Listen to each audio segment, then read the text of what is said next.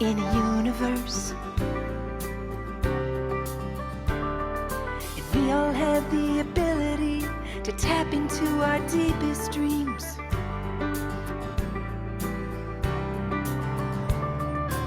You can learn and grow at your own speed, and build a business based on your own needs.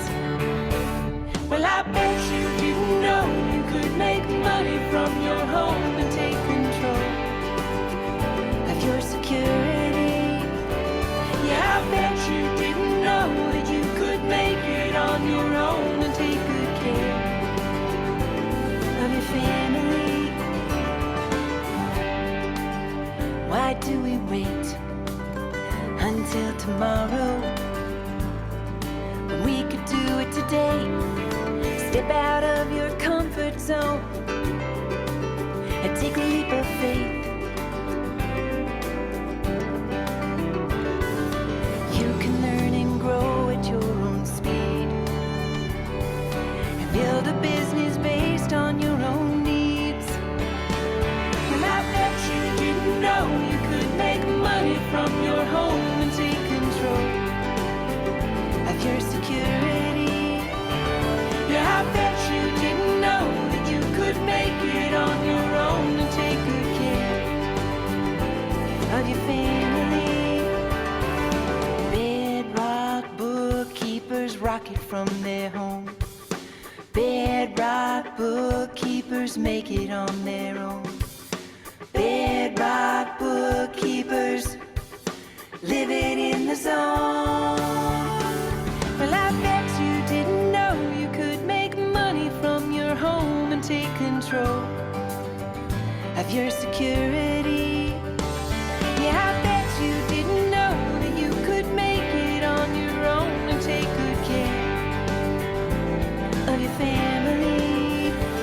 Well, I bet you didn't know you could make money from your home and take control of your security. Yeah, I bet you didn't know that you could make it on your own and take good care of your family. Well, I bet you didn't know you could make money from your home and take control of your security.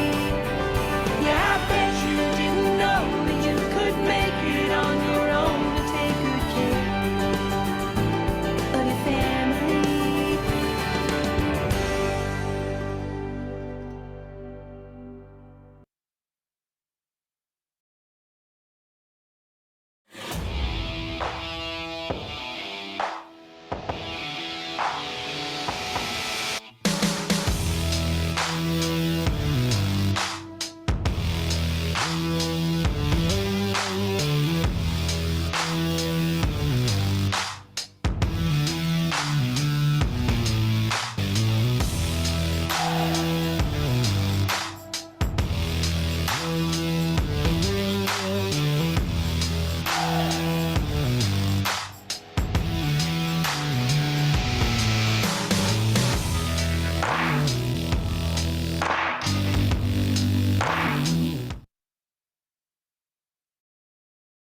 The best prayer to attract wealth.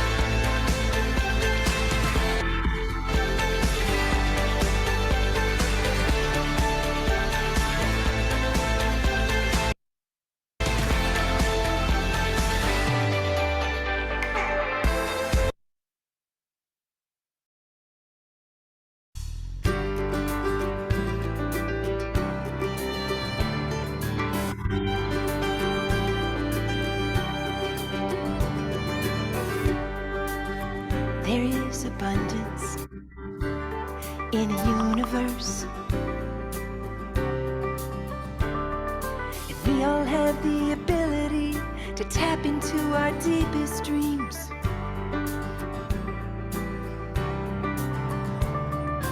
You can learn and grow at your own speed and build a business based on your own needs.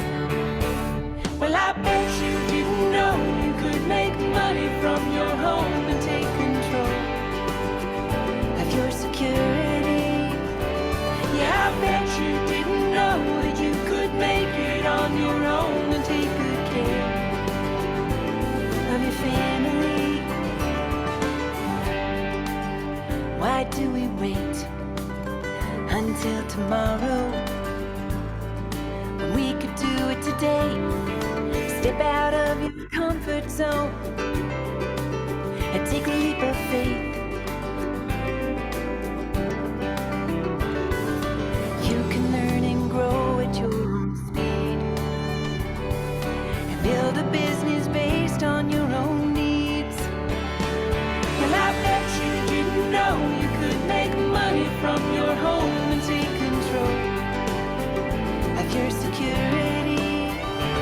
Yeah, I bet you didn't know that you could make it on your own and take good care of your family.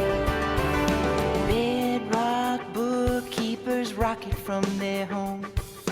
Bedrock bookkeepers make it on their own. Bedrock bookkeepers living in the zone. Well, I bet you didn't know you could make money from your home and take control of your security. Yeah, I bet you didn't know that you could make it on your own and take good care of your family. Well, I bet you didn't know you could make money from your home and take control of your security. Yeah, I bet you didn't know that you could make it on your own and take good care of your family. Well, I bet you didn't know you could make money from your home and take control of your security. Yeah, I bet you didn't know that you could make it on your own and take good care of your family.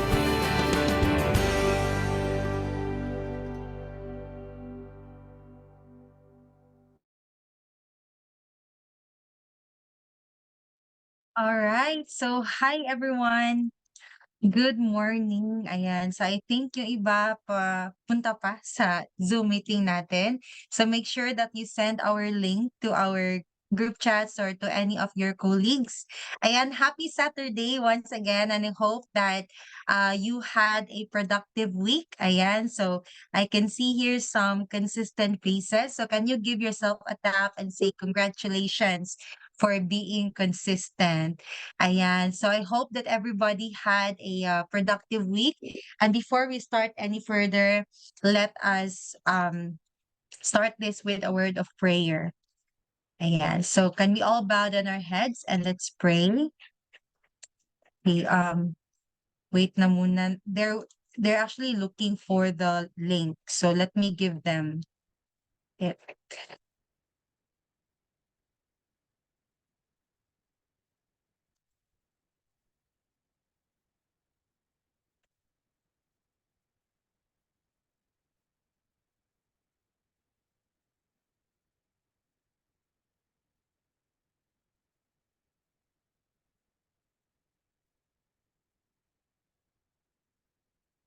Okay, so let's all bow down our heads and let's pray. Lord Heavenly Father, thank you, oh God, once again for this Saturday, Lord, where we're having our workshop here in our Jumpstart community. We want to thank you, Lord, for the gift of community. Thank you, Lord, for each person who shows up today, Father God. And Lord, we just entrust to you, Lord, the rest of our workshop today, Father God.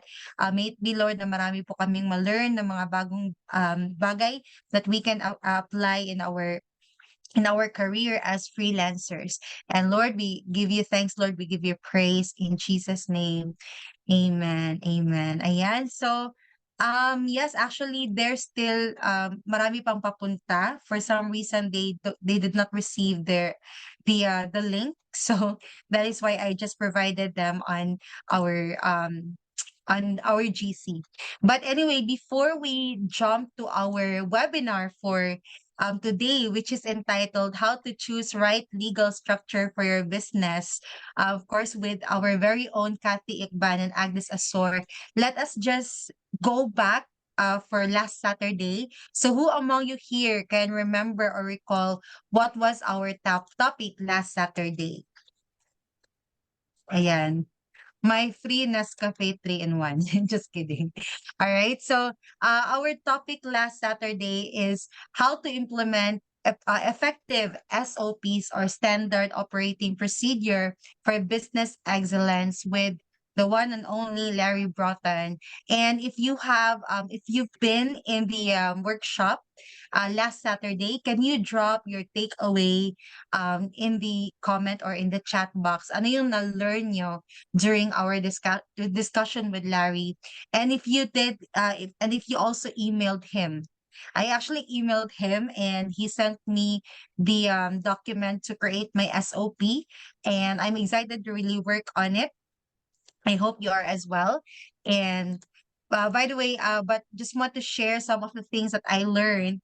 Larry mentioned that the real value comes from the standard operating procedure. Ayan. Do you agree with me? Like, if you aspire or if you want to have your own business someday, you got to learn the art of making standard operating procedures and make the things that work, repeat those things that work for your business. So that is why it's important to have standard operating procedure. And also he mentioned that um, change happens when the cost of the status quo is greater than the risk of change. Ayan. So I believe that here nobody wants to stay forever. Do you agree with me? That is why we keep showing up in the workshop, because one day we want to have a transformation sa buhay natin. That the LC now is nowhere compared to the LC in the future, or the Vivian now is nowhere compared to the Vivian in the future. And for us to see where we want to be in the future, the ideal future that we have, then what we have to do is be willing to take the cost of change before the cost of status quo overtake us. Ayan. So sino dito willing to change? Can you drop in the chat box change, the word change? And it starts now. Ayan. So be willing to take risk, be willing to be uncomfortable. Do you agree with me? Like, Saturday morning is supposed to be a slow morning. You go to your jogging, you go to the gym, you go to the beach, but here you are sitting in front of your laptop, because that's what it pays to change. You have to do the uncomfortable, you have to do the inconvenient or the not so pleasurable things. Ayan. But I want you to know that, yung investment ng time nyo dito sa community, this is for your benefit as well. And one day, ikaw lang ang magre-reap ng what you sow. Ayan. So, that's my takeaway for last Saturday's webinar or workshop. Ayan. So moving on. So today we are going to talk about how to choose the right legal structure for your business. And of course, it is my honor and my pleasure to introduce to you our speakers. Ayan. We have two speakers for today. So are you excited to hear from these people? And as I have read their background, they have extensive background. And so they are so credible to talk about what they're going to talk today. So make sure that you stick up until the end of this workshop. So our first speaker, ayan, is a certified public accountant with a remarkable journey. Beginning her career in 2015, She gained experience in private companies before supporting family businesses. And in 2020, just before the pandemic, she achieved accreditation for public practice. Ayan.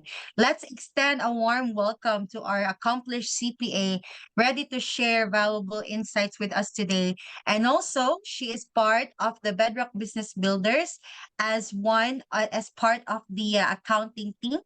I believe that she is the director of the accounting team. So please help me welcome Miss Catherine Ekban. Can we give her a warm round of applause? Hi, Miss Kat. Take it Hi, away. Belle. Good morning, everyone. Let me just share my screen.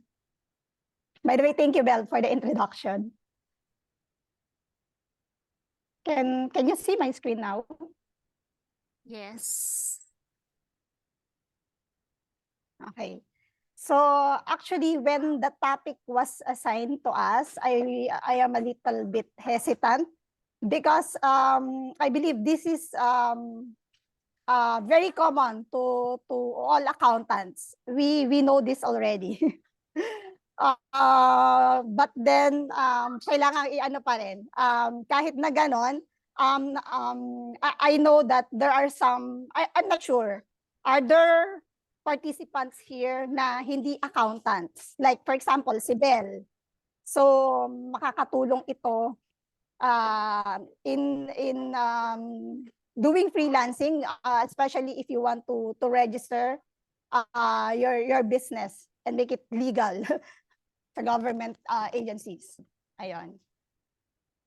So this morning we will talk about the legal business structures that is available for freelancers and agency owners.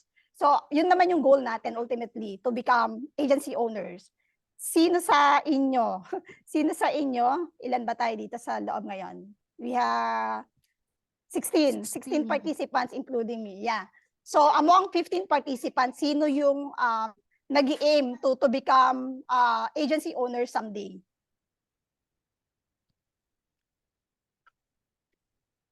Ayan. So very basic lang to. So the available business structures, of course, nandiyan yung sole proprietor, partnership, and corporation. So they differ on the number of persons. Like ito, sole proprietor, as the name suggests, single lang siya. So yung business owner, siya na rin yung magma-manage nung ano niya. Pero ultimately, syempre, pwede naman siyang mag-hire ng mga tao. But in terms of registration with the government agency, siya lang yung naka-declare na mag-run ng business. Sa partnership naman, it composed of 2 or more persons. Medyo may restrictions lang when it comes to,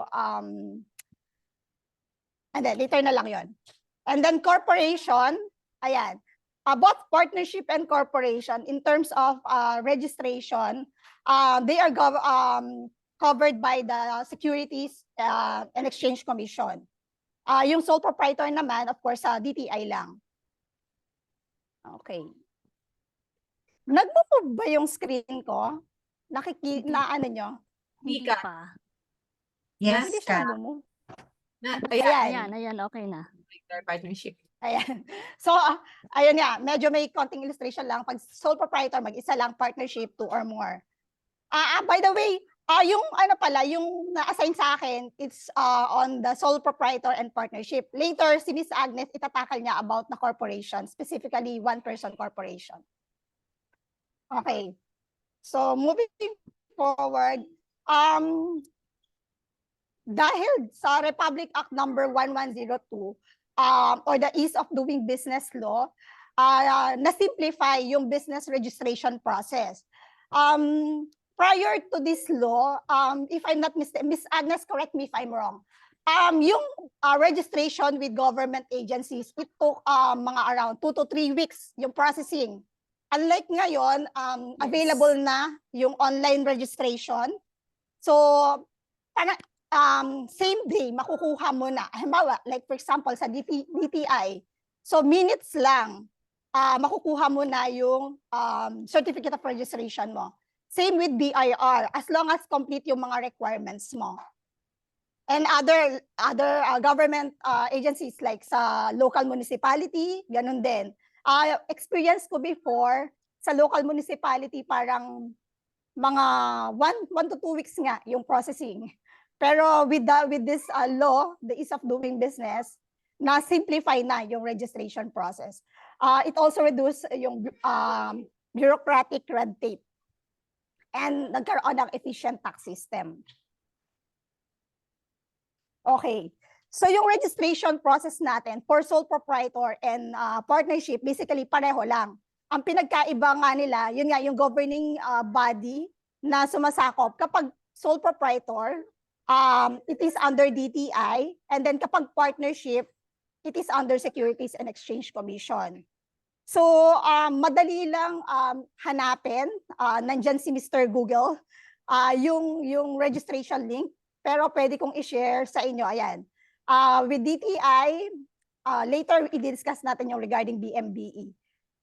Kailangan mo lang mag-select ng at least 3 business name kasi may possibility na yung una mong napili is hindi siya available. Medyo specific na rin ngayon si DTI. Like for example, if you're rendering accounting services, may talaga, may anong tawag doon? Ano nga yung term, Miss Agnes, na identifier ba? May identifier sila sa business name pa lang. Halimbawa, pangalan ko, nag-register ako, C. Ikban Accounting Services. So kumbaga yung accounting services, yun yung pinaka-identifier. Very specific sila sa mga ganon. So, lagi Sa siyang may trade required name? you identify. Trade name Trade ba? name, yes Sinasabi po. mo? Trade name, yes po, Miss Agnes. Naririnig ba ako? Oo. Nag-post yata. Oo, clear cut. Ayun. So, yung process actually, kailangan mo muna ng DTI before ka makapag-register sa BIR. Prior to the ease of doing business, sa BIR kapag nag-register ka, requirement din ang municipal permit, yung mayor's permit. But with the ease of doing business, just the DTI certificate will do upon registration. Pero hindi ibig sabihin that you will not get mayor's permit anymore. Hindi lang siya kailangang i-present kapag mag-register ka with the BIR. And then, nandito din yung local government unit, syempre, yung munisipyo for the mayor's permit. Ayan. Tapos, pagdating naman sa partnership, as I mentioned earlier, sa Securities and Exchange Commission naman magre-register. Ayan. Merong kapag actually, pwede nating i-try pala ito.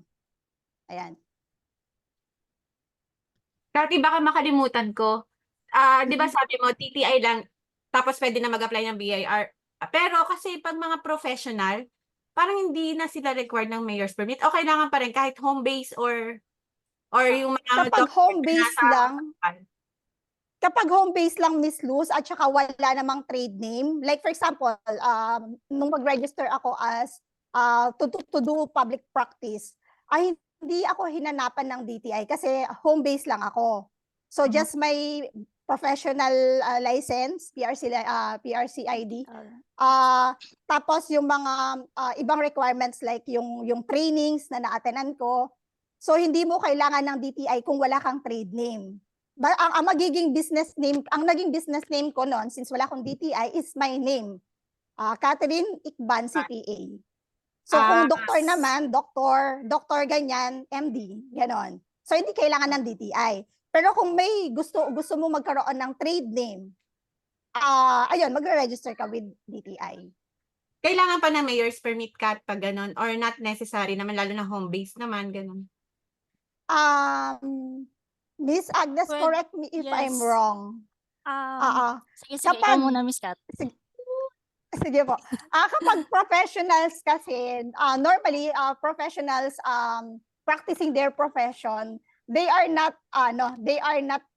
required to secure mayor's permit.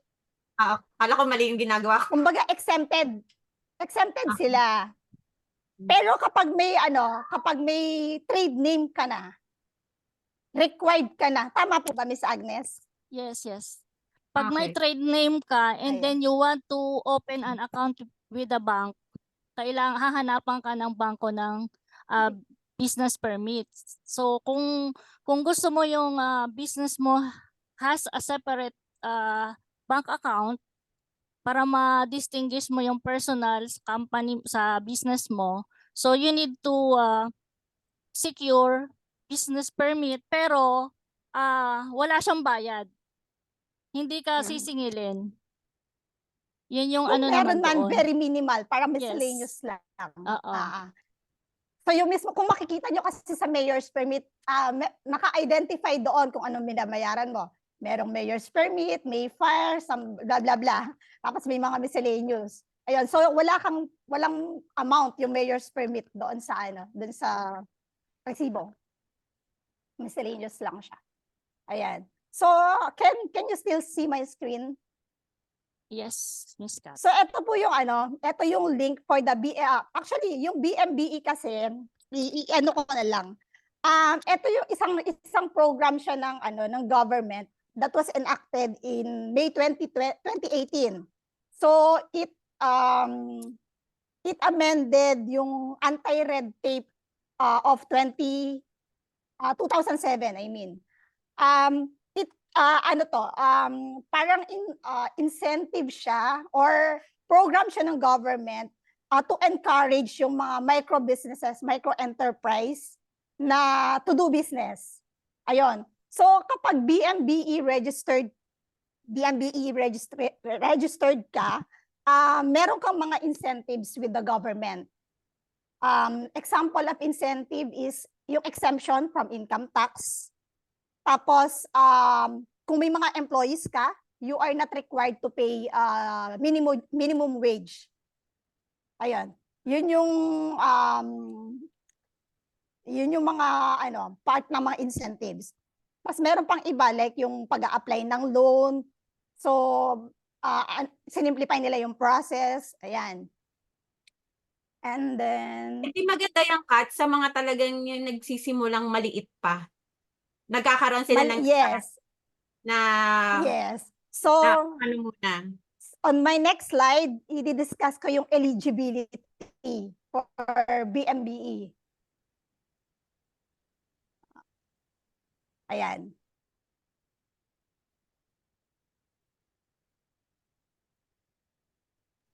Nakamute. Ayan. So, nag-move po yung screen ko. Minsan Oo. kasi naglalag. So, nasa BMBE eligibility ako. So, yung BMBE, it is open regardless of business structure. As long as yung total assets is less than 3 million. So, it excludes yung halimbawa, may building kayo kung saan nakaano yung business. Hindi mo isasama yung cost nung kung sa inyo yung property, hindi mo isasama yung cost ng lupa. So yung building lang doon sa computation ng assets, excluding the value of the land, not cost yan. So another requirement is dapat engage ka in the production, processing or manufacturing of products or commodities including agro-processing. Actually ito ini-encourage kasi nga nila yung mga anong tawag doon? Mga local production. businesses. Local production kasi nga 'di ba BMB stands for Barangay Micro Business Enterprise. So as the name suggests, mga barangay based na mga mga businesses. Mga So, hanap buhay. yung yung pinaka main goal din nito is to provide employment dun sa locality mismo within the barangay. Kasi one of the requirement at least yung mga employees mo not necessarily 100%, pero majority of your employees are located within your barangay. Ayon. And then kung makikita natin dito, kasama yung pag-provide ng services. Pero please take note, the services exclude those rendered by anyone who is duly licensed by the government na nakapasa ng board examination. Like, for example, mga CPAs, mga doctors, hindi sila qualified if they will practice their profession. No? Pero if they will do another line of business, like yung doktor, ano ng construction company, pwede yun. Ayan. Ate, may tanong ulit ako. Sorry. Not necessarily construction company, construction, ano yun? Tindahan ng construction materials. Ayan. Ate, may tanong ako kasi ang dami kong hindi alam. Ngayon ko lang narinig. Like yung sa assets na 3 million. Alam mo naman ang mga Pinoy, madaling mag-under-declare kahit ibang businessman. Anong assurance nung i-register mo na talagang less than 3 million lang yung assets? Actually, pag nag-apply ka with DTI for BMBE, Ms. Luz, dadaan yan ng process. May assessment yan. Tapos meron ka din pipirmahang declaration. So, eventually, syempre, i-assess nila yan, no? Tapos eventually, syempre, kapag malaman nila na may under declaration, mare-revoke yung, yung certification mo. Hindi kailangan Tapos yung certification audited. Yung certification pala, actually, parang, Miss tama ba? Parang hindi naman. Hindi naman audited FS yung Hindi naman Pero kasi magsasubmit maliliit ka ng lang siya. FS.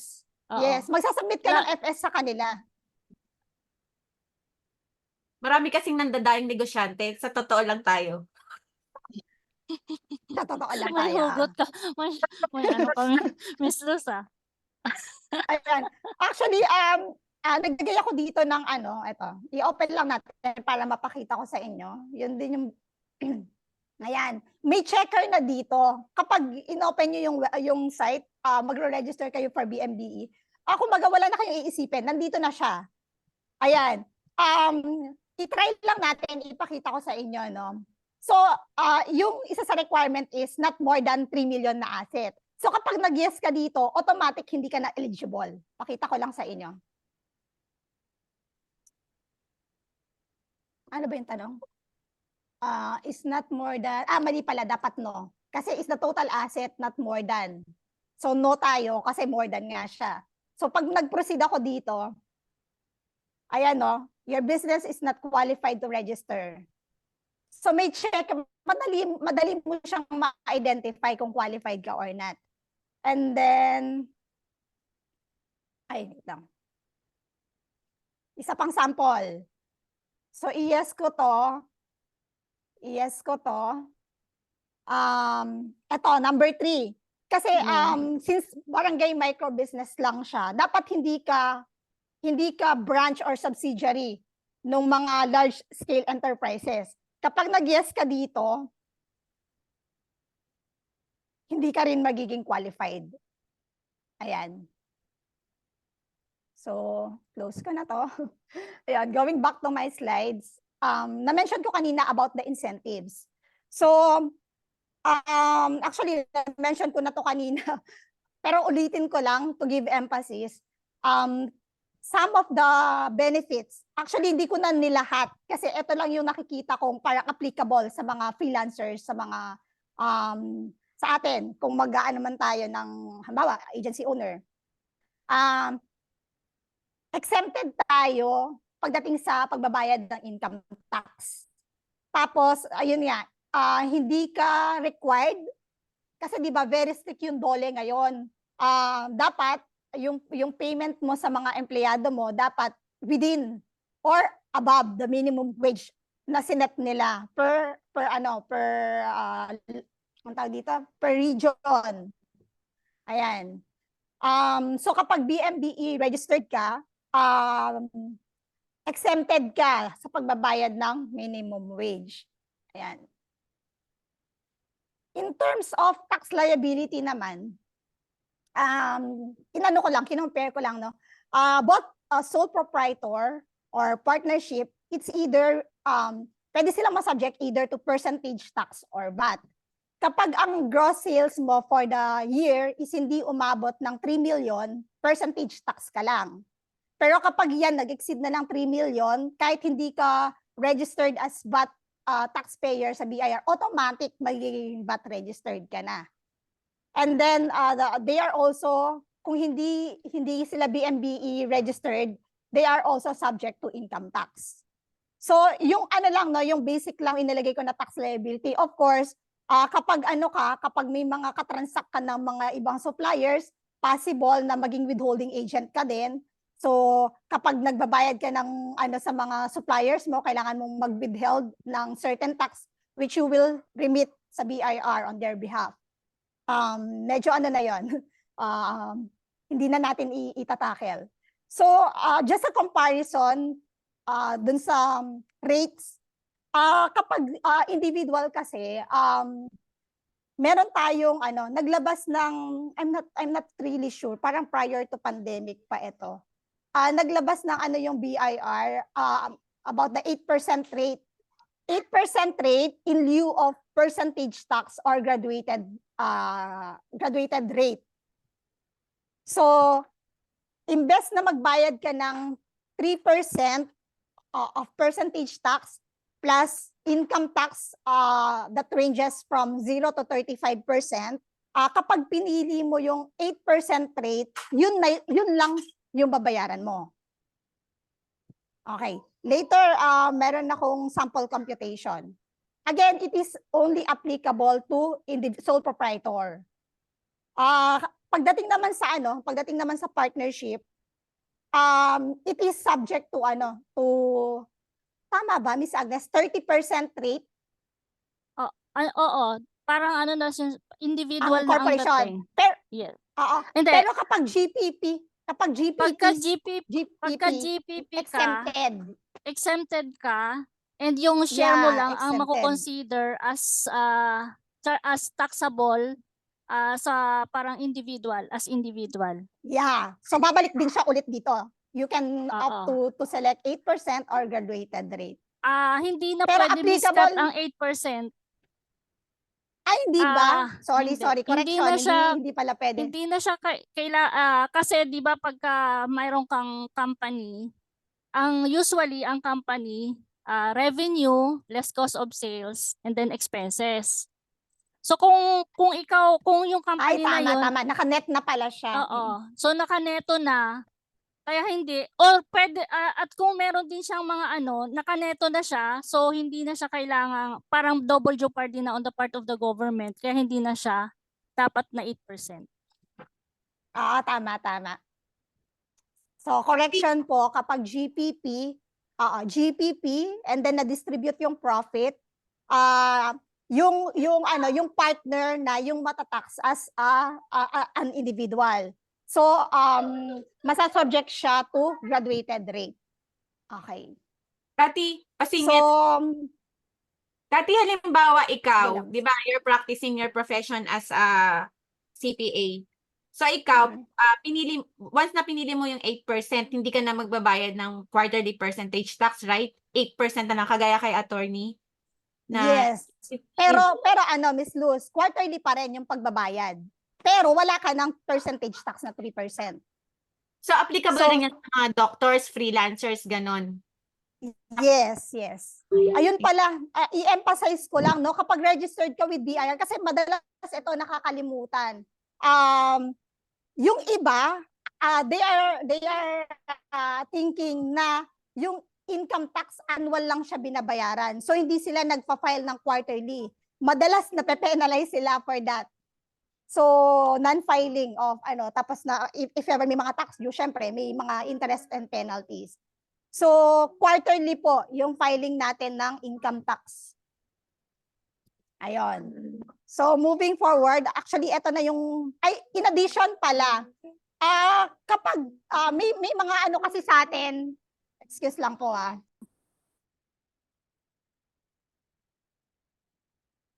Ayon. I-add ko lang, meron kasing mga sa atin na mga mixed income earners. Ano ba yung mixed income earners? Yung currently employed sila, at the same time meron silang business. Ayun. So kapag ganon, makakwalify pa rin naman dun sa 8% rate. Pero hindi na sila makakapagbawas kasi yung first 250,000, by the way, first 250,000 of our income, it is exempt from income tax. Kaya meron tayong 0% rate dito. So yung first 250,000, 0% yung rate niya. In excess of 250,000, dun pa lang mag-start yung ano. So ngayong 2024, yung bracket natin, minimum is 15%. So in excess of 250,000, you are subject to 15% rate kapag naka-graduated rate ka. Ayun. Again, kapag mixed income earners, pwede pa rin nilang i-elect yung 8% rate, provided hindi na sila magdededuct ng 250,000 kasi na-apply na yon dun sa kanilang employment. So before i-compute yung withholding tax for them, ayun, nakaano siya, based on graduated rate, yung exemption nandoon na. So halimbawa, yung ano niya, yung gross niya is 1 million. Yung ano na lang, yung 750,000 na lang yung na-subject sa tax sa kanyang employment income. Kaya hindi allowed na mag-deduct pa siya kapag nag-opt siya ng 8% kasi madodoble yung exemption. Ayun. So, ito na yung Pwede ba akong magdagdag, Miss Kat? sure po. Regarding sa sinasabi mong mixed income earner, assuming meron siyang may employment at the same time meron siyang business, automatic for the compensation, graduated siya.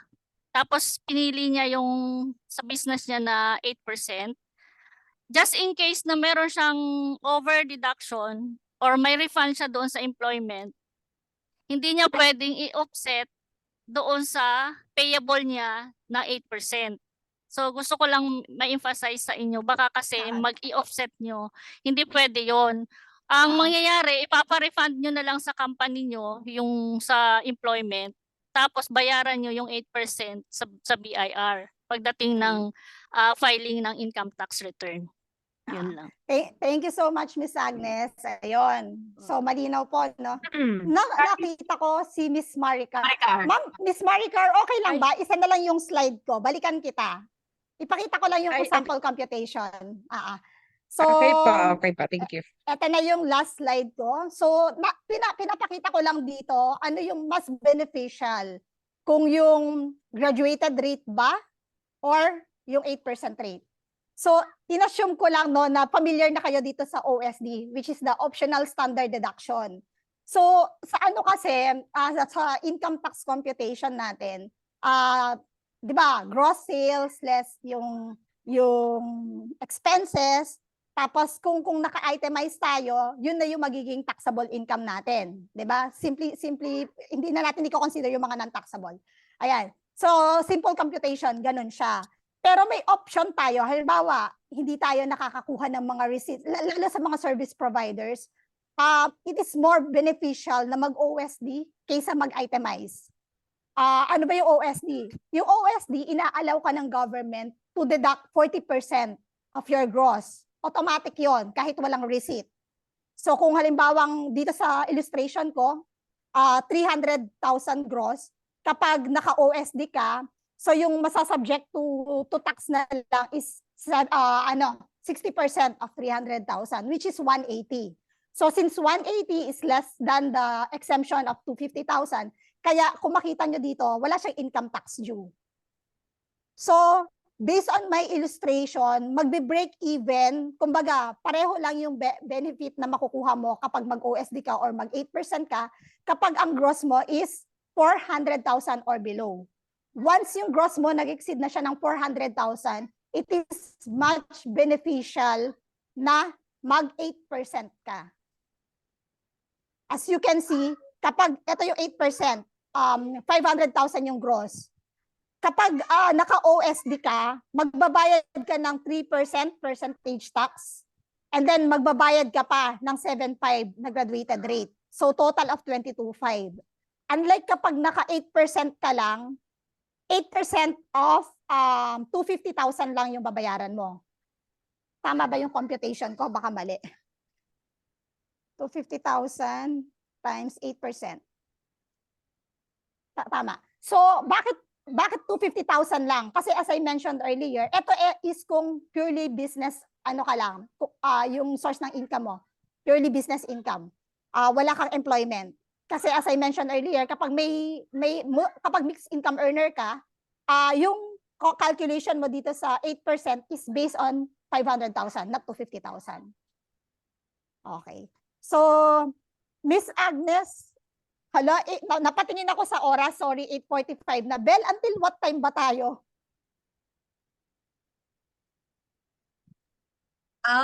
We only have 1 hour actually, but we can extend naman if it benefits the entire team. Kasi there were also, we siguro- also have a workshop na we extend 1 hour. Siguro Ayun. the Siguro- is 1:30, 1 hour and 30 minutes. 30 minutes. Ganito na lang po, siguro before we address some of the questions na related sa topic na na diniscuss ko, itanungin muna natin yung mga participants. Kasi 8:42 na sa ano ko. Tanungin po muna natin yung mga participants. Stop share muna na ako. Kasi hanggang dito lang yung slide ko. Thank you na siya. So pwede ako mag-entertain ng questions. Pero yun nga, yung ano ko kasi, yung concern ko, baka mamaya mag-hold tayo sa oras. Paano nga po? Ang daming chat, oh. Sorry, hindi ko ano.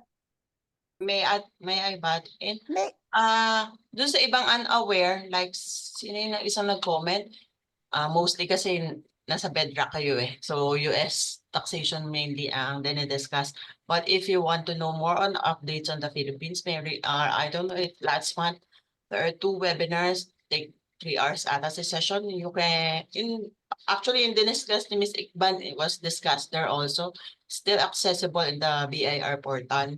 BIR FB Live, dahil ni-repost yun ni Department of Finance para dun sa mga nag-aaral since, di ba, inahabol ng April 15. April to ata, basta on the first week of April, there were 2 discussions for the SP and Partnership Incorporation. So particularly, mas maganda aralin yun sa SP kasi mas maraming individual tax filing na pinopromote si BIR, especially dun sa mga tao dito. Sa e-com na nagkakagulo sila sa registration. opo. Last Even day. those asking for professionals, yun. Na-discuss naman din doon. So, hope you could watch the BIR recent webinars. All questions were answered there. Opo, nasa BIR website po siya. Ma'am Jo. Si Ma'am Jo ba yan? Jocelyn Ponce? Hindi, si Miss, ano ba yung sabi niya, hindi na daw niya kabisado si BIR, ay yung local taxation eh. Ando na po yung bagong, yung most recent update with the BIR. Thank you so much po for sharing. Siguro, pwede natin siguro later on, Bell, i-ano yung link, i-share yung link, i-check lang natin. Kung nasa BIR naman, BIR website. Thank you po. Ayun.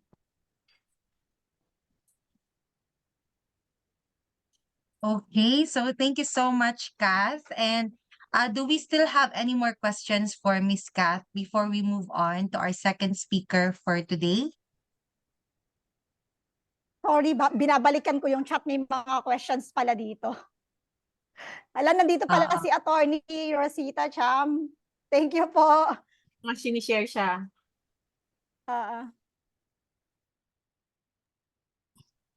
Right. Let me know lang, Miss Kat, kung goods na tayo. So I can... Kanina si Ma'am nagtataas ng kamay. Pwede siguro nating i-address kahit isa siya lang. Nasa na?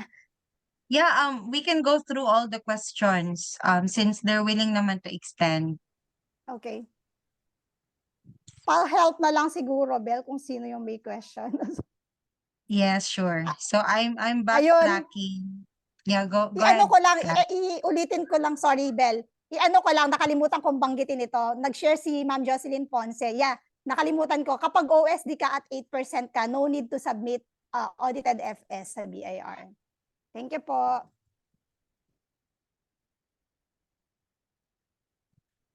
Yeah, actually, I think I'm checking our chat Parang box nasagot, and parang nasagot naman yung mga yes. questions, no? Oo, nasasagot naman ng mga questions. So yes, if you have any questions as we go on with our discussion, park nyo part nyo lang yan kasi we'll have our Q&A session after. Ayan. So thank you so much, Miss Kat, for sharing the first part of our discussion for this morning. So we have a productive discussion so far. And of course, hindi pa dyan nagtatapos. We have another speaker.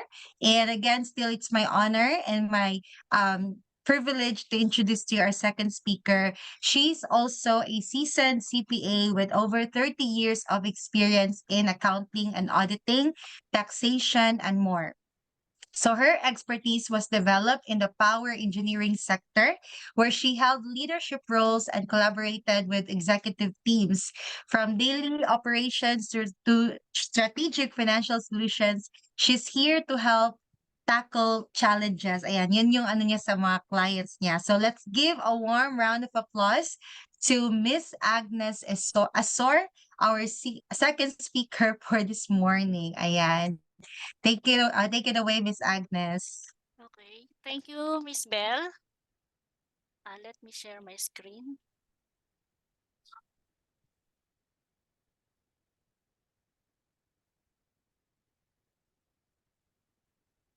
Kita na ba? Yes Yes, po. Miss Agnes. Kita na? Okay. So,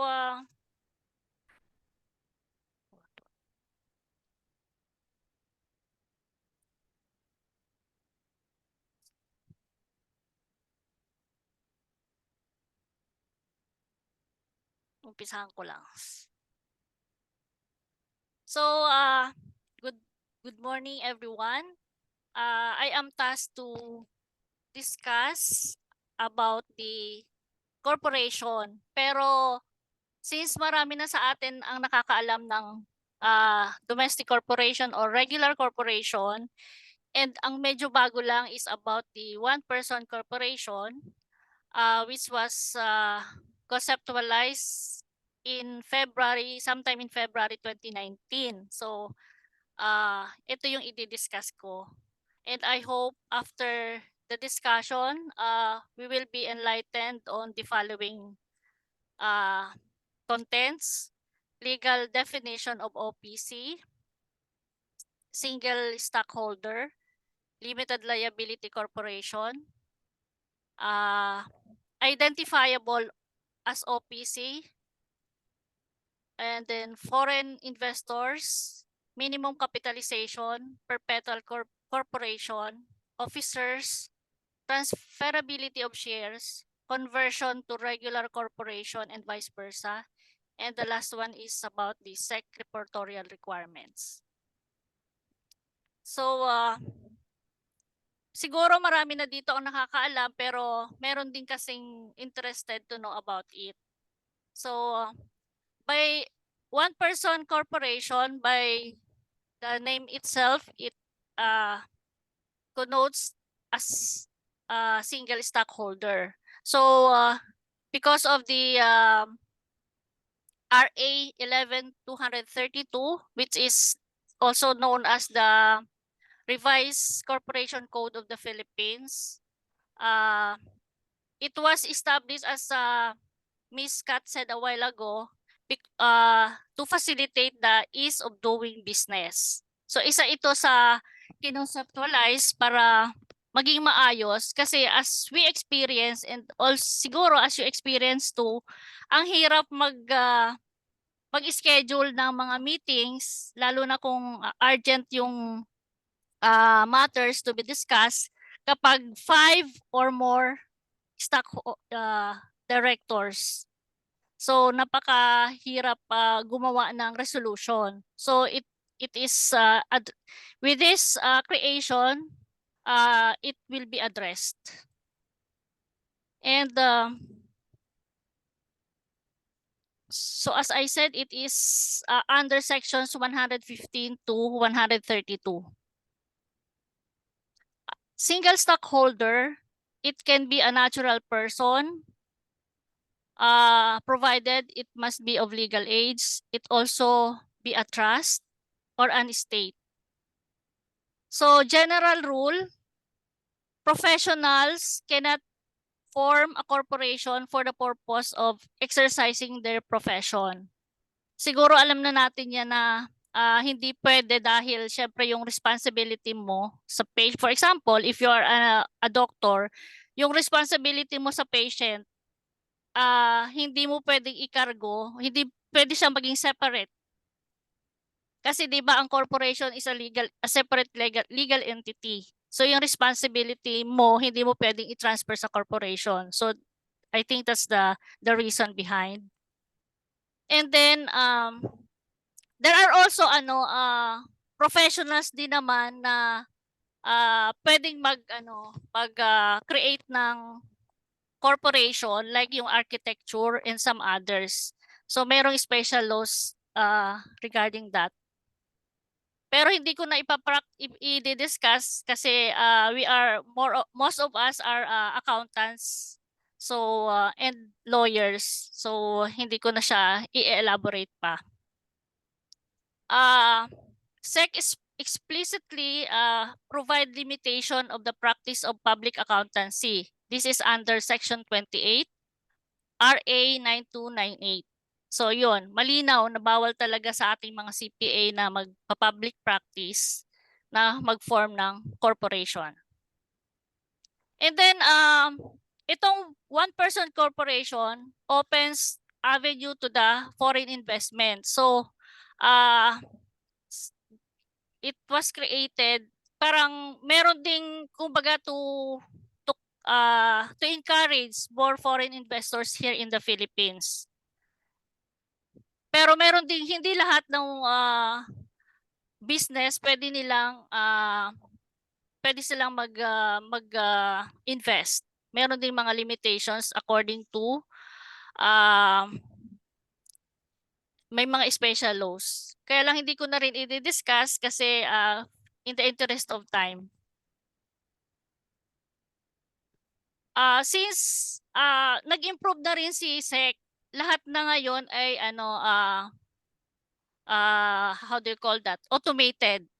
So kung mag-a-apply tayo ng corporation registration, pwede tayong dumaan sa SEC Spark. Ito na yung pinaka tawag dito, yung kanyang screen. Makikita nyo kung pagka nag-view kayo ng kanilang internet or yung kanilang login page, ito yung makikita nyo. How are we going to process the OPC application? So ano-ano yung mga requirements? Merong hinati kasi yan sa natural person, pwedeng trust at saka estate.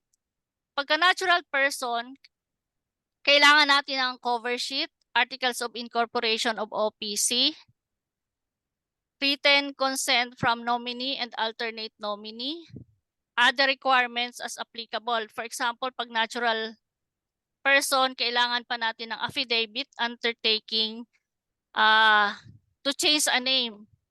Kapag hindi siya incorporated sa articles of incorporation, kailangan din ng TIN ng single stockholder. And then pagka naman trust or estate, kailangan ng may other requirements aside from the cover sheet, articles of incorporation and some others, kailangan din ng how do you call that? Kailangan din ng mga affidavit and undertakings. And then as to the processing naman, hindi naman siya gaanong mahal provided maliit lang yung puhunan mo or yung authorized capital stocks mo. So ito lang nag-range lang sa ganitong amount yung based on estimate, kapag ang authorized capital stocks mo is around 1 million, siguro nasa 27,000 pesos ang magiging expenses mo for the registration. Pagdating sa payment, electronic payment na rin si SEC kasi because of the pandemic, as much as possible, walang human intervention. And for fast processing of the application and registration as well. As to limited liability of OPC. Since corporation nga, limited ang liability up to the extent of the assets. So, kung ano lang yung pag-aari ng corporation, kung ano yung asset niya at kung may utang siya, yung extent ng bayarin niya sa mga creditors niya is up to the value of the asset.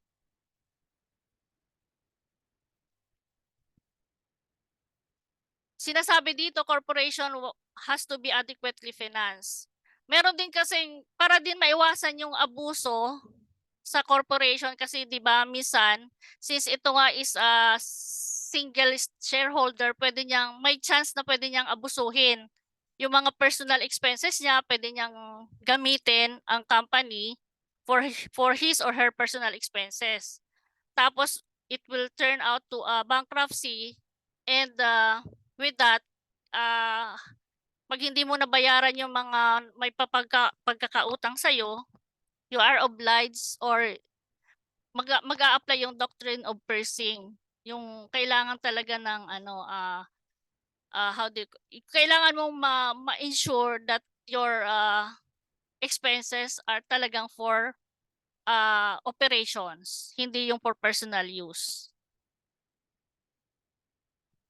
Sa OPC, kailangan na-identify yung word na OPC sa pangalan ng, for example, Juan de la Cruz Hardware, how do you call it? Juan de la Cruz Hardware Company OPC or Juan de la Cruz OPC. Basta kailangan mayroong word na OPC at the end of the business name para ma-identify. Ito yung binabanggit dito. This is covered by, if you want to go on more on, you have to search more on this, pwede nyong tingnan yung section 120 of RCC and section 3, section 17, and also section MC 13 series of 2019. So, Section MC13 series of 2019 amended guidelines and procedures on the use of corporate partnership names naman to. Yung sa taas lang.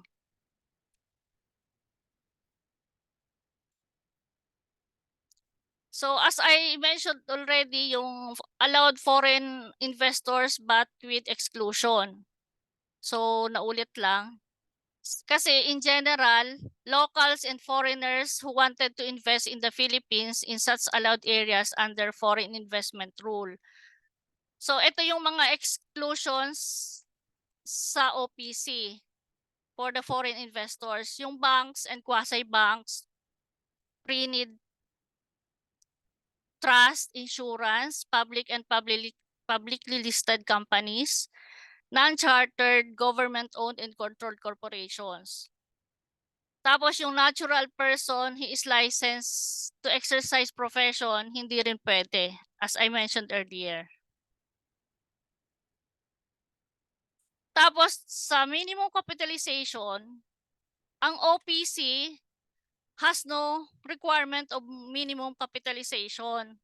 So kung anong kaya mo, kung anong gusto mong i-invest for your company, pero kailangan at the beginning of the inception or at the beginning of the registration, kailangan mo nang alamin or ilagay sa application mo kung how much would be your authorized capital stocks.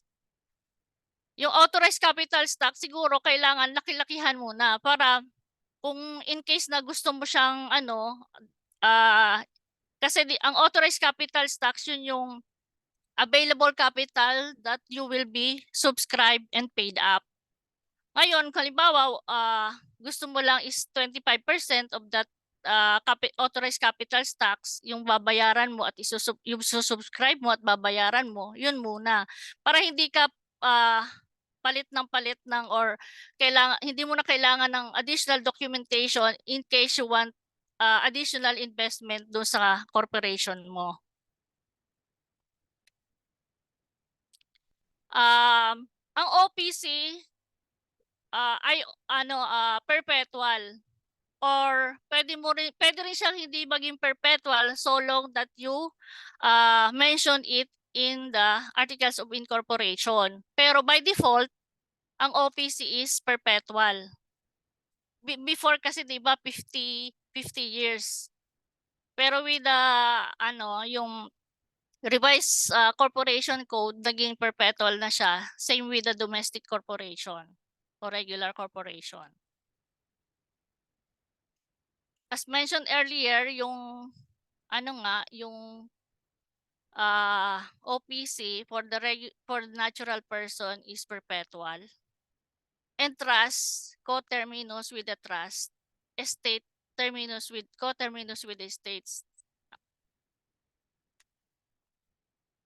Ano ba yung dapat na nasa Articles of Incorporation? Kailangan nakalagay yung corporate name, purpose clause, principal office, term of existence, name of incorporator, name of nominee, and name of the alternate nominee, and capitalization. Siguro maraming yung meron kasing misconception dito sa OPC. Si SEC hindi siya magtatanggap ng registration kung ang isasubmit mo lang ay isang stockholder. Kailangan mo pa rin mag-submit ng nominee and alternate nominee. Let us know kung bakit.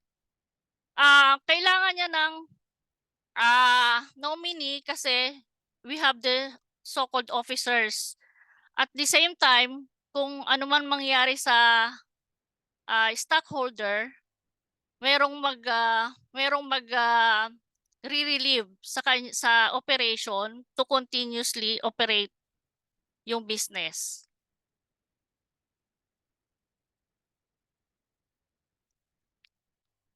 And also, yung OPC is not required to submit and file corporate bylaws. Unlike the ordinary corporation, kailangan nating mag-submit ng bylaws at saka GIS. Si OPC, hindi na kailangan. Ito yung sinasabi ko kanina na single stockholder but not alone. Kailangan ng written consent of the nominee and alternate nominee na dapat i-attach sa application of incorporation.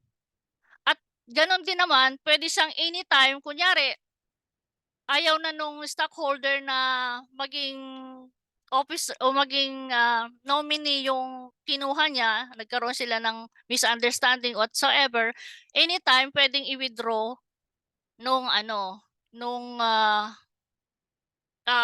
pwedeng i-withdraw nung or ialis nung single stockholder yung kanyang nominee.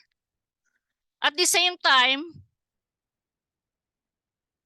yung nominee niya pwedeng kailangan ng sa Articles of Incorporation, yung nominee niya kailangan ilagay yung, of course, kailangan yung complete details. Syempre para alam ni SEC parang ang whereabouts nila. So it's a common sense to have this information. Sa single stockholder, siya na yung director, siya na yung single stockholder, at the same time siya yung president. Kasi nga siya yung magde-decide, parang sole proprietor din, siya yung magde-decide ng business niya. Walang makikialam kasi sa kanya dahil siya yung single owner. Ano ba yung role ng kahit single corporation, single person corporation, kailangan din naman ng officers like the secretary and treasurer. Kailangan sa OPC, ang single stockholder hindi pwede maging secretary. Pero pwede siya maging treasurer. Kaya lang, if he will appoint yung sarili niya as treasurer, kailangan niya nang magbayad ng bond. So, ito. And ano-ano ba yung mga role ng secretary? Minutes of the meeting, at saka siya yung magno-notify ng just in case naging incapacitated yung stockholder o kaya sudden death o kaya death, kailangan i-notify ang role ni secretary ay i-notify si SEC about that within 5 days. At the same time, kailangan silang dalawa ang mag-relieve doon sa position ni stockholder.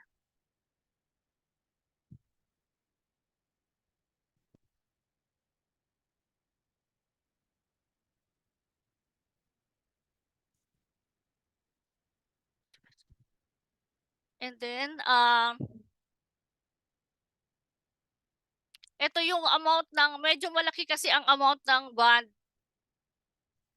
So better na to appoint a treasurer separately. Anyway, kung mayroon ka namang alternate nominee at saka nominee, pwede mo silang gamitin as secretary at saka treasurer para ma-avoid yung bond na mataas. So it depends upon the amount of the authorized capital stocks. Like any other ordinary corporation, pwede rin i-transfer yung shares of stocks. At pwede rin i-convert yung OPC to a regular corporation. Halimbawa, may mga members din na iba or gusto mong mag-expand, pwedeng at dadami yung stockholders, pwede nating i-convert to a regular corporation. And ano-ano yung mga reportorial requirements? Yung audited financial statements, kailangan mag-submit within 120 days from the end of its accounting period. And kung merong kakaibang findings si auditor, kailangan mag-report si President to explain the instances. And then, kailangan din niyang mag-disclose ng self-dealing and the related party transactions. Dito sa FS, kapag ka lang 600,000 yung sa threshold ni hindi umabot sa threshold ni SEC, kailangan ng oath ng to be signed by the treasurer and president of the corporation. Isiningit ko rin pala dito yung mga laws na affecting freelancers. For example, meron kasi ngayong tinatawag na Republic Act 9178.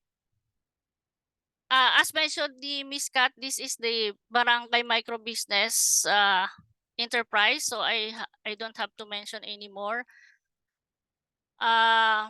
Meron ding dahil yung sa train law, nagaan-gaan yung napagaan yung ating mga tax due because of the 8% introduction. And then gusto ko lang din i-emphasize na yung for purposes of taxation, group yung ating company into, or yung mga companies into 4. Yung micro, which is less than 3 million. Pagka ang revenue mo is ranging from 3 million up to 20 million, ang tawag na sa'yo is small. Pag 20 million and up to 1 billion, medium ka na, and then 1 billion and above, large corporation ka na. Ito gusto kong i-emphasize, merong mga changes ngayon, siguro na-observe nyo na lately, yung for example, yung filing and payment of Form 605, yung paying of 500 pesos, so nawala na yon.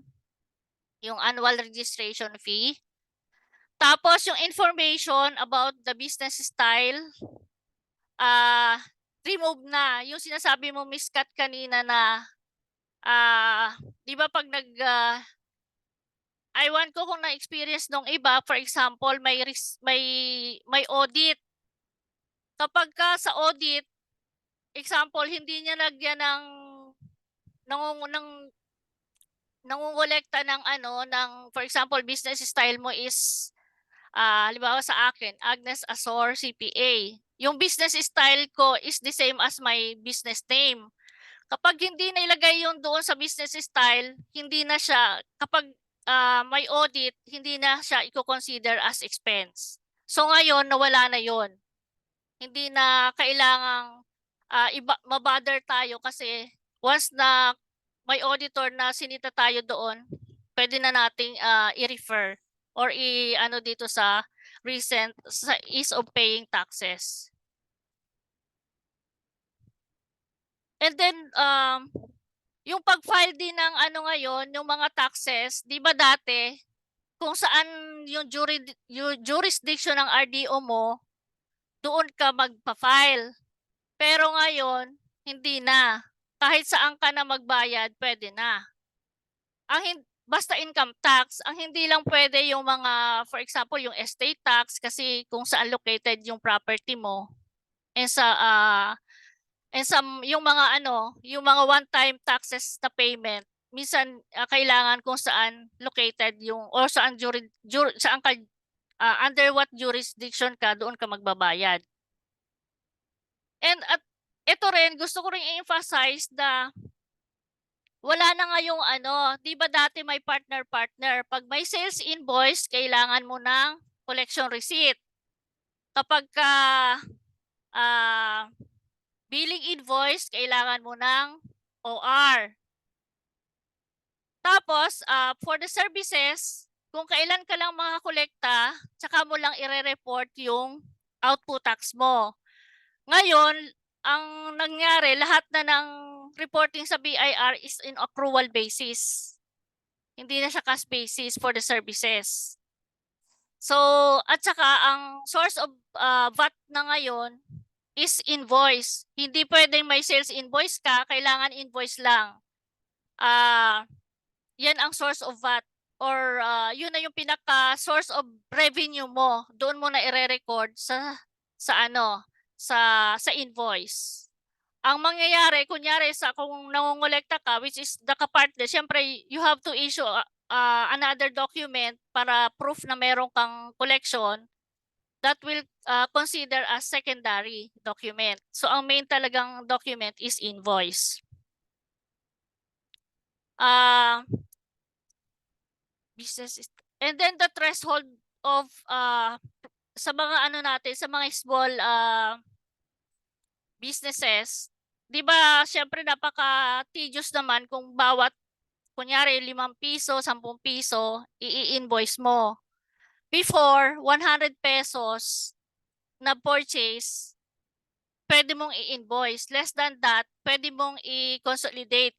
Mag-i-issue ka rin ng invoice, pero pwede mong pagsamasamahin. Sa ngayon, tumaas na from 100 naging 500. And then pero ang mga VAT registered company, kahit anong amount, they should issue an invoice. So for the income tax,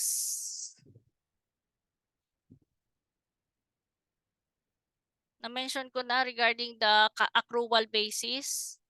And then,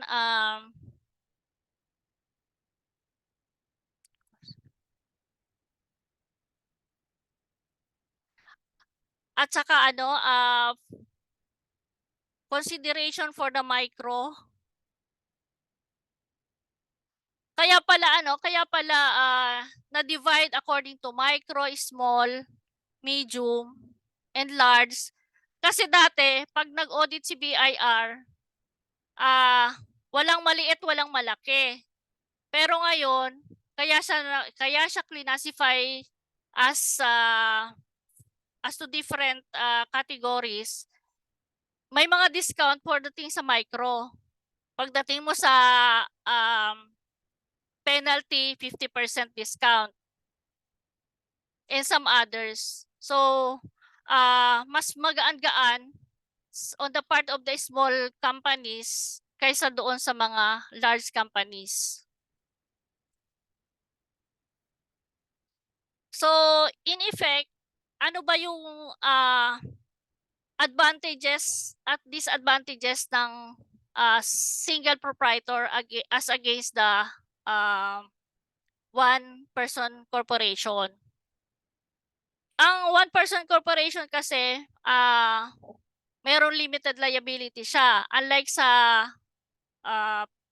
single proprietor na hanggat sa pag namatay yung may-ari, hanggat pati yung mga heirs niya magmamana ng pagkakautang. Hindi lang yung mamanahin niya yung property, pati na yung pagkakautang, at the same time makakat yung yung company niya.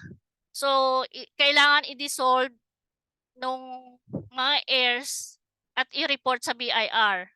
Unlike dito sa OPC, kailangan lang magkaroon ng transfer, ma-facilitate with the heirs, whether may heirs na mamana or pwedeng i-transfer yung shares of stock sa ibang tao. At saka yung sa single,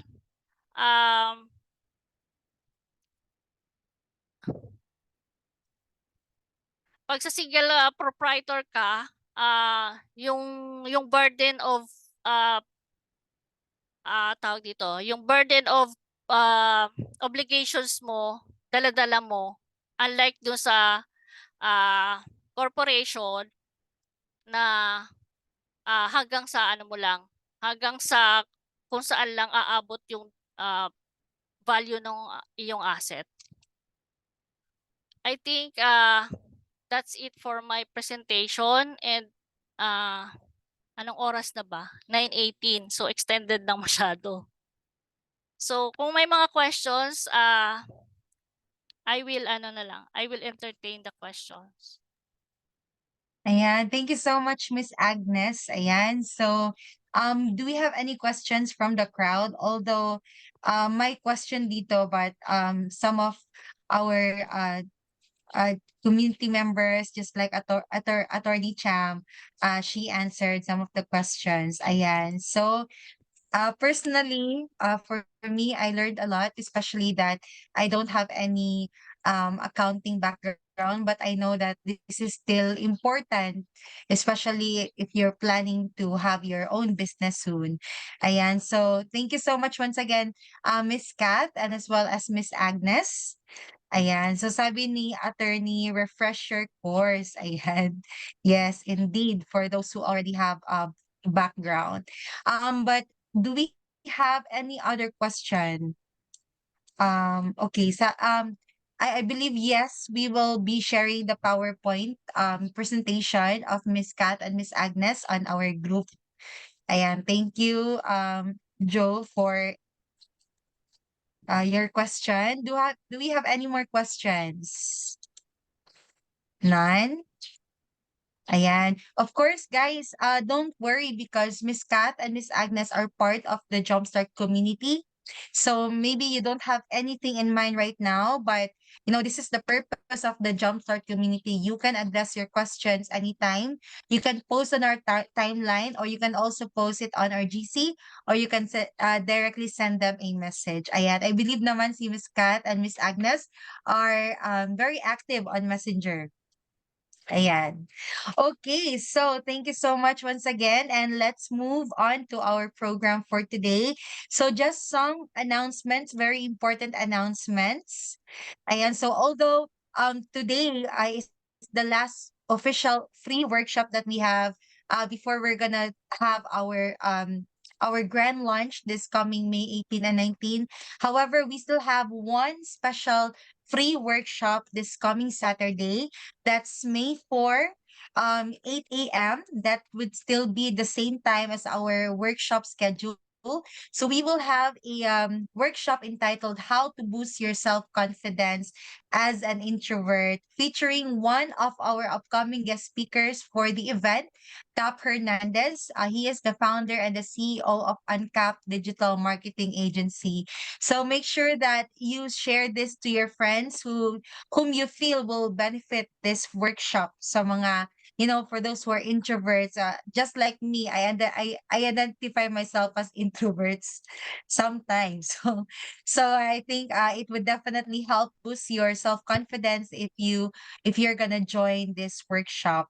And also, guys, since our event is just less than a month away, sino excited dyan? Say excited in our chat box. Ayan. So our early bird is only up until April 30. So we only have 3 days left before the early bird promo ends. So if you want to be able to save on your ticket purchase, make sure that you purchase your ticket before on or before April 30. And with that, the 500 pesos discount voucher for our course will only be up until today. So if you purchase a ticket up until today, that's April 27, you will get 500 pesos course credit for 3 credits in Bedrock Business Builders. So that's a total of 1,500 discount on course credits. And of course, we are opening the opportunity for those who are going to the grand launch to become an event ambassador. Ayan, so what is an event ambassador? So as an event ambassador, you will have the opportunity to earn 5% of the ticket sales whenever somebody buys a ticket to the grand launch through your referral. Ayan. So if you want to become an event ambassador, we will be sending you the Google form that you need to fill out. But for you to qualify as an event ambassador, you need to purchase a ticket first, ayan, to the event. So yes, maraming excited dito. Sabi ni Coach Yan, attorney, we wanna see you. Ayan. So attorney, baka naman, ayan. Okay, and then for a few more announcements, we have 1,000 room accommodation for our 2 days attendees. So again, we have arranged with the hotel, with the hotel that we're gonna be doing the venue. So we have been given the special deal of just 1,000 per night. So if you are looking to join the 2-day access for our grand launch, we will give you the contact number of the official assigned attendee so that you can book your reservation for only 1,000 for room accommodation. Ayan. And lastly, we'll also have shuttle arrangement.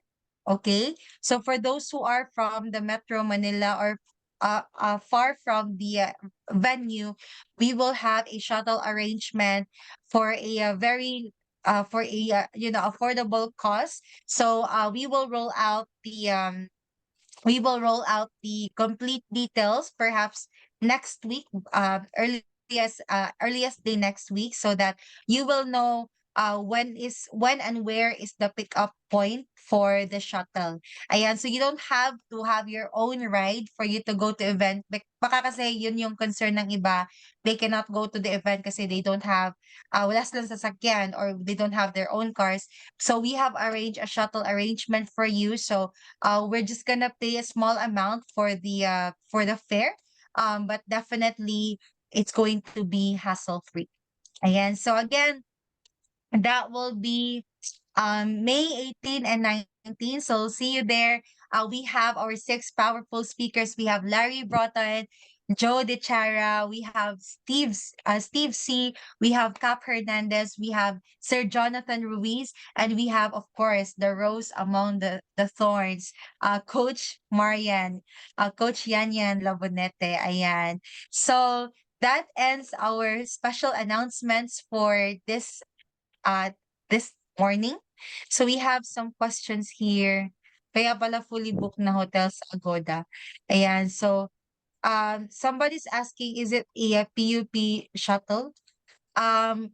Luz, can you help me answer this question about the shuttle?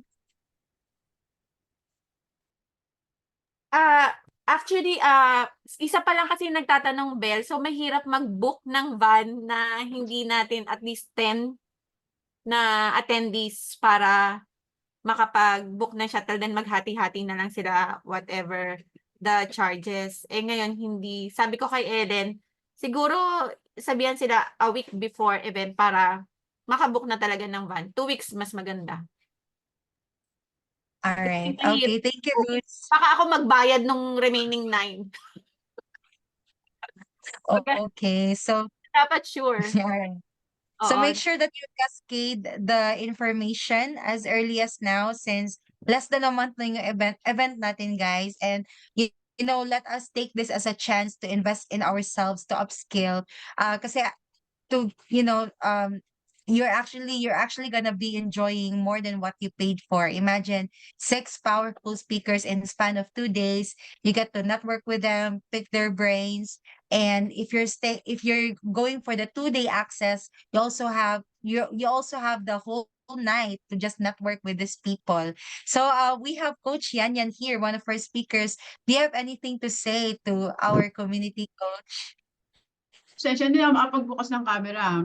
Sarap, hindi, bubukas na ako. Makain kasi ako. Kumakain si Coach yan. Oo. Ayun. So, again, siguro more than year 1, year 2, siguro ito yung pinaka-powerhouse. Again, if you see Stephen C., isa siya sa billionaire sa Pilipinas, pero na-book natin siya. So, meaning, at saka yung lagi ko sinasabi, yung, alam niyo bang kaya ako lagi nakikinetwork? Lumalaki kasi yung mundo ko. Natatandaan kayo kay first name. So imagine, Stephen C. is one of top 100 Filipinos on LinkedIn. So kapag nakita niyo siya, sabihin niyo, na-meet ko siya kayo ganon. So magbubukas yung door sa inyo and sa mga local clients din. So imagine 3,000, although pagpalagyan na natin gagastos kayo ng 5,000, the ROI is not only the knowledge but the experience na hindi nyo na mauulit kailanman. Yun eh. So, kung nangihinayang kayo, baka malag sasakyan. Kaya nga nag-create si Bedrock ng ways para makapunta lahat. And for those na tingin yung matutulungan ng Jumpstart, please invite them. Hindi ako nag-overrated ng sinabi. Kasi dati si Larry or si Joe, yes. But this time, Stephen C. Cape Hernandez. Ako wag na ako hindi na ako ibibigay ko na lang din sa inyo. Malay yung susunod si Francis kung na mapa-invite natin. Di ba natin masabi? So, mag-o-open lang yung door sa inyo. And yung nag-review ako ng ibang slide ko kahapon, sa freelancing talaga, your connection and network is the best tools to really sustain your business. If di nyo gagawin yon, you will be stuck forever. At mahihirapan kayong gumawa ng pipeline kasi wala kayong list of connections. Yun lang. So, sana makita-kita tayo. Pwede tayo magbardagulan. Pwede nyo ako itulak sa pool sa gabi. Pwede nyo rin akong lasingin. Hindi. Pwede tayo mag-bunting. More than anything is makasama namin kayo. Iba talaga pagsama-sama online. And ma-feel namin yung hugs and kisses na hindi natin nagawa ng pandemic. So, yun yung realization ko. This time, lalabas na tayo. Thank you so much. See you. Thank you, Coach Yan. So yeah, personally me, I'm looking forward to take individual photos of each of the power speaker. Ayan, para meron akong remembrance. So, yes, thank you so much. And of course, if you have any questions at all, anything about the event, don't hesitate to reach out to any of us in the Bedrock team or in the Jumpstart community. I'm very much active on Facebook and Messenger. As you can see naman, I've been posting every day. So, ayan. And of course, we would like to encourage you guys to also, you know, make the most out of the community, ask questions, share your stories, share your wins for the week and all that. And, you know, we'd love to celebrate with you. You know, that's the purpose of this community na hindi lang ikaw yung nagsaselebrate ng wins mo, but of course, everybody in the community will also be there with you, celebrating with you and rooting for you. Ayan. So, Ellen put the link to the landing page of the Jumpstart of the Grand Lunch. So again, the early bird is only up until April 30. So you only have 3 days to grab the early bird. And after that, we will go back to our regular pricing. Ayan. So thank you so much, everyone. So if you don't have any more questions, let's end this with a word of prayer. Oh, but before that, by the way, let's take a photo. Ayan, hindi yan mawawala yung photo. So, can I ask Ellen to take a photo for the team?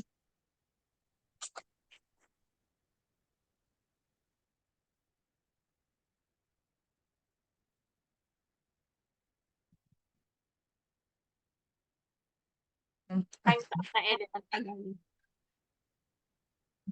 Nagahan kasi yung PC ko.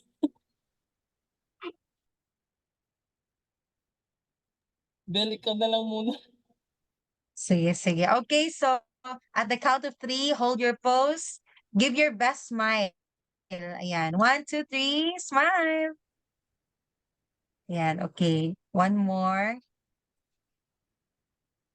Send ko na muna. Wait.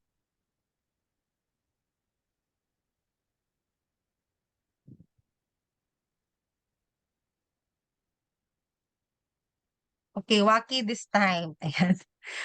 Okay, 1, 2, 3. Smile. Ayan. Okay, so I'll send this to our group chat as well. But yeah, so thank you so much once again for everyone. So let us end this with a word of prayer, and so then we can enjoy our weekend with our friends and family. So let's all bow down our heads and let's pray. Father God, thank you, Lord, for yet again another productive workshop here in the Jumpstart community. And salamat, Panginoon, for the lives of Kath and Miss Agnes, Lord God, for sharing their knowledge and wisdom, Lord. And I pray, God, that whatever we have learned today, ma-apply namin po to in our real life situation, oh God, especially as freelancers and future business owners. And Lord, I continue to lift up to you, Lord, as people, oh God, who are consistently coming to the workshop, oh God. I pray that you will continue to bless the works of their hands, and may it be, Lord, that whatever their, ano po yung plano nila, Father God, Lord, I pray, God, that you will make them prosperous, Father God. And Lord, thank you that we'll be able to enjoy the rest of our weekend with our friends and families, oh God. Lord, give us the time to rest, oh God, so that we can be renewed for next week, Lord. And once again, give our best for our work, Father God. And we bless your name, Lord, and we love you. This all we give thanks and pray in Jesus' name. Amen and amen. So thank you so much, Jumpstart family, and we'll see you next Saturday in our special workshop and ultimately this grand launch on May 18 and 19. Don't miss out and have a wonderful weekend. Bye-bye. Bye-bye. Bye.